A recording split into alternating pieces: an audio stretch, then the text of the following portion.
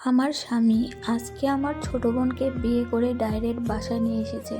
নিজের চোখকেও বিশ্বাস করতে পারছিলাম না। এটা আমার চোখের সামনে কী দৃশ্য!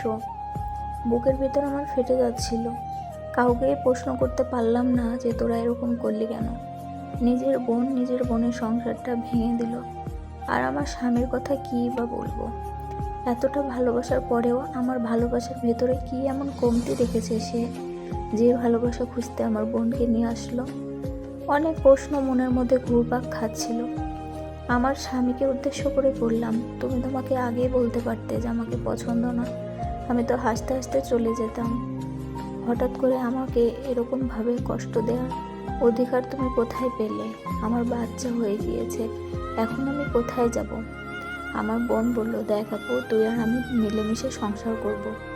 এটা আজ থেকে আমারও সংসার। আমি কিছুতে এটা মেনে নিতে পারবো না এই বাড়িতে থেকে আমি আমার স্বামীর ভাগ অন্য কারোর সাথে শেয়ার করব। সে অন্য কারোর সাথে সংসার করবে, এটা মেনে নেওয়া আমার পক্ষে খুবই অসম্ভব। সাথে সাথে আমি আমার মাকে ফোন দিলাম। মাকে ফোন দেওয়ার পরে বললাম, তুমি কি জানো তোমার ছোট মেয়ে কি করেছে? তারপরে আমার আব্বু আম্মু বাসায় আসলো। এসে আমার বোনকে একটা থাপ্পড় মারলো। অমনি আমার স্বামী হাতটা ধরে বলল, এখন আমার ও স্ত্রী, আপনি আমার সামনে আমার স্ত্রীর গায়ে হাত তুলতে পারেন না। কথাটা শুনে বুকের ভিতর চচ্চর করে ফেটে গেল।